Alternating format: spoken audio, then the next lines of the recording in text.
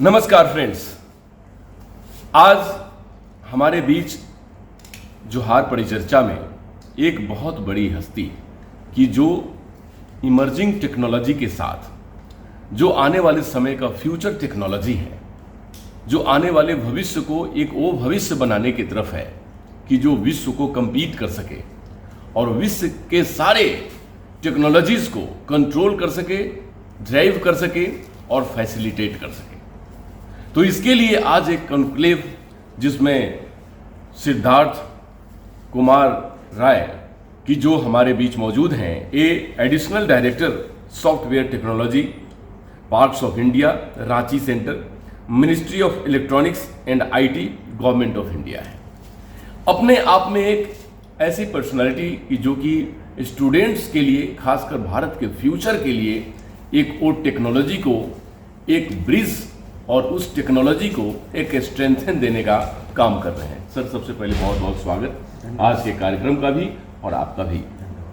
Sir, आने वाले दिनों में टेक्नोलॉजी के अंदर आर्टिफिशियल इंटेलिजेंस का बहुत बड़ा रोल होने जा रहा है और ये रोल ये बताता है कि हम सभी को कहीं ना कहीं अपने आप को इतना अपग्रेड करने की आवश्यकता है जिससे भारत जो अभी फोर्थ इकोनॉमी वो 3rd, 2 और 1 तक पहुंचने के लिए अपने आप को उसको सोर्स कर सके।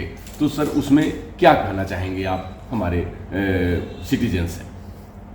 अभी का जो समय है, अभी का जो एरा है, वो एरा एक नए टेक्नोलॉजिकल रिवॉल्यूशन का एरा है। इस नए टेक्नोलॉजिकल रिवॉल्यूशन में कई चीज़ें हैं जो कि आने वाले समय में हमारे जीवन को प्रभावित करेंगी और अलग अलग क्षेत्रीय स्थिरता को स्थापित करने में उनकी भूमिका होगी, जिसमें एआई का बहुत बड़ा एक स्थान है।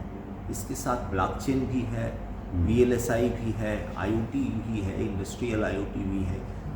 ये सब सारी चीज़ें जो है, रोबोटिक्स है, इन सब सारी चीज़ों से आने वाले समय में एक बहुत बड़ा रेवोल्यूशन हम लोग देखेंगे। आज कुछ दिनों पहले अगर कोई हमें 2-3 दशक पहले अगर कोई हमें कहता कि इस तरह का इंटरव्यू एक ऐसे माध्यम से कहीं भी लिया जा सकता है जो माध्यम की जेब में आ जाएगा। आज जेब का आपका जो मोबाइल फ़ोन है, इस मोबाइल फ़ोन से आप स्पेस टेक्नोलॉजी से रिलेटेड रिसर्च कर सकते हैं। उसकी इतनी क्षमता है। तो ये क्षमता के विकास के लिए अब जो नई तकनीकें आ रही हैं, उन तकनीकों का बहुत बड़ा एक योगदान होने जा रहा है। वीएलएसआई में जो रिसर्च हो रहा है, सेमीकंडक्टर जिसको हम लोग आम भाषा में कहते हैं, उसमें जो रिसर्च हो रहा है वो रिसर्च उसके आकार को और उसकी इफ़िशियंसी को बढ़ा रहा है। तो उससे वो हमारे जीवन के हर क्षेत्र में उसका रोल हो जाएगा। वो अगर बिजली हो तो उसमें हो जाएगा। इवन आने वाले समय में हम सांस भी लेंगे तो उस सांस का भी लेखा जोखा किसी न किसी एक सेमीकंडक्टर डिवाइस, एक चिप पे रिकॉर्ड होता रहेगा। तो इस तरह का रेवोल्यूशन हम लोग आने वाले समय में देखने जा रहे हैं। एआई का संबंध 3 चीज़ों से है। एक डेटा से है जी, दूसरा प्रॉब्लम से है, और इन दोनों का जो एआई एक रिजल्ट देता है, एआई का जो मशीन लर्निंग एल्गोरिदम है, वो जो रिजल्ट देता है वो रिजल्ट होता है सॉल्यूशन के रूप में। आपके प्रोसेस को सिंप्लीफाई करने के लिए जो सॉल्यूशन की ज़रूरत है उसके रूप में। इसका एक जो बहुत इम्पॉर्टेंट कंपोनेंट है वो है डेटा, और आने वाले समय में डेटा ही ऑयल की तरह भूमिका अदा करने जा रहा है अलग अलग विश्व परिक्षेत्र में संतुलन के लिए।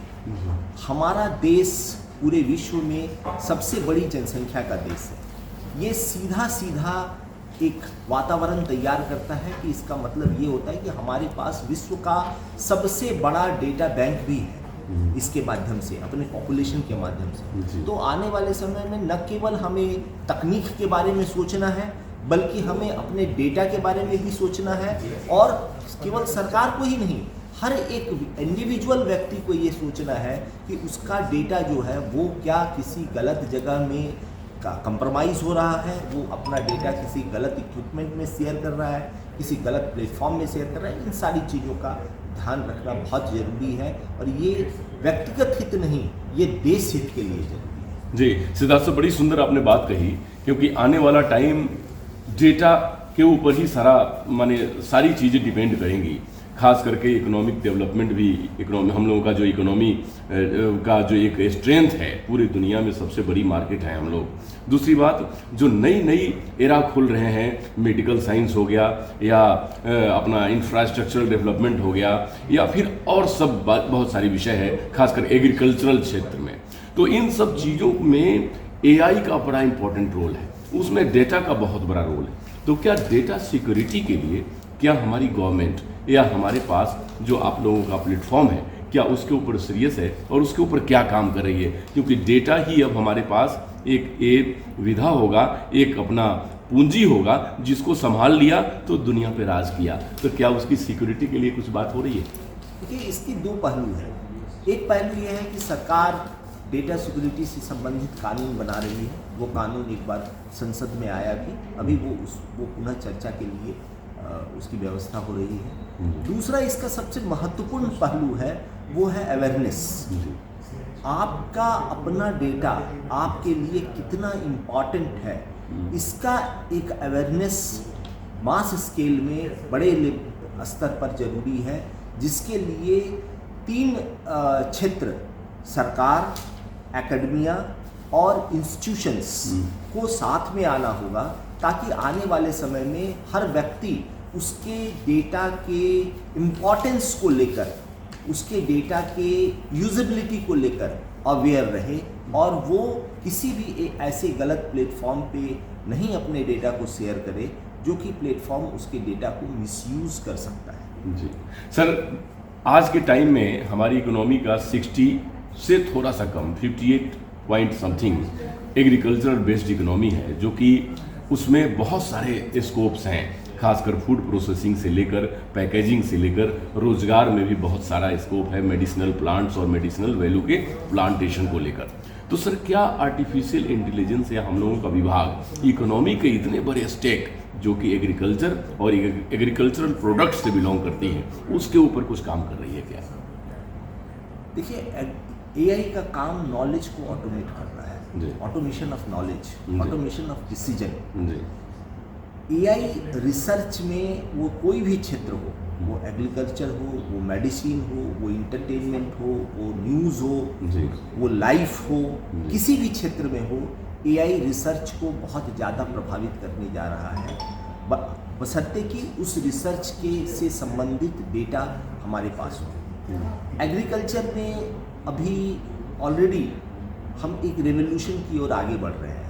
वो रेवोल्यूशन है using of automated system into agriculture. जैसे हम आईओटी को एग्रीकल्चर में यूज़ कर रहे हैं, ड्रोन्स टेक्नोलॉजी को एग्रीकल्चर में बहुत ज़्यादा यूज़ किया जा रहा है, जिससे बड़े बड़े एरिया को मॉनिटर किया जाए, जिससे बड़े बड़े एरिया के डेटा तैयार किया जाए, जिससे बड़े बड़े एरिया को फैसिलिटेट किया जाए इन टर्म्स ऑफ दी सिंचाई हो या आपका जो खाद का डिस्ट्रीब्यूशन हो, किस जगह पे किस तरह के खाद की ज़रूरत है, या कौन सी भूमि पे कौन सा फसल अच्छा होगा। इन सब रिसर्च में अभी डिफरेंट टेक्नोलॉजी का व्यवहार में लाना शुरू हो गया है। एग्रीकल्चर एक एरिया ऐसा है जहाँ की जो डेटा अवेलेबल है हमारे पास, वो अनस्ट्रक्चर्ड डेटा है। तो अभी सबसे पहला काम उस एरिया में ये होना है कि वो सारे डेटा डिफरेंट टेक्नोलॉजिकल एस्पेक्ट से वो स्ट्रक्चर हो, और उसके बाद उस स्ट्रक्चर डेटा के माध्यम से एआई का उस क्षेत्र में भी एप्लीकेशन शुरू होगा। और जब ये एप्लीकेशन शुरू होगा तो निश्चित रूप से एक बहुत बड़ा वो क्रांति की ओर आगे बढ़ेगा। STPI software technology parks of India ने नॉर्थ ईस्ट में और दूसरी जगहों पे, कई जगहों पे इंडस्ट्रियल IoT और इंडस्ट्री से रिलेटेड, जैसे कि हमारा महाराष्ट्र में एक फसल सेंटर ऑफ एक्सीलेंस है, जिसमें डिफरेंट एग्रीकल्चर से रिलेटेड रिसर्च होता है। हमारा इंडस्ट्रियल IoT पे गुवाहाटी में एक सेंटर ऑफ एक्सीलेंस है, जहां हम इंडस्ट्रियल IoT पर रिसर्च को प्रोत्साहित करते हैं और स्टार्टअप को विभिन्न तरह की सुविधाएं प्रदान करते हैं। तो ये सब भारत सरकार अपने स्तर पर ये काम कर रही है STPI के माध्यम से, और इसमें और भी काम अलग अलग इंस्टीट्यूशन और एकेडमिक इंस्टीट्यूशंस भी कर रही है। जी, बहुत बहुत धन्यवाद सर। बड़ी विषय है डिफेंस को लेकर। हम लोग डिफेंस में बहुत सारे ऐसे एआई को यूज़ कर रहे हैं और बहुत सारी ऐसी बातें हैं कि जो हम लोग मीडिया में डिस्कस नहीं कर सकते, लेकिन हमारी डिफेंस बहुत स्ट्रेंथ पाई है एआई से। उसी के साथ साथ अब क्या एजुकेशन में, क्योंकि सर हमारा जो गांव है, गांव का देश भारत है, तो वहाँ पर स्कूल में बहुत ऐसी फैसिलिटीज़ नहीं है कि जहाँ पर कंप्यूटर लगे हुए हों, बच्चों के हाथ में मोबाइल हो, डायरेक्ट उनको कनेक्ट हम कर सकें कंट्री के बड़े सारे इंस्टीट्यूशन से और बहुत सारी बातों से। तो क्या अभी के टाइम में एआई को वहाँ तक पहुँचाने के लिए हमें सरकार या समाज को एक ब्रिज के तौर पे क्या क्या करना चाहिए, जो कि एक प्लानिंग और पॉलिसी का मैटर है, उसमें क्या कहेंगे आप?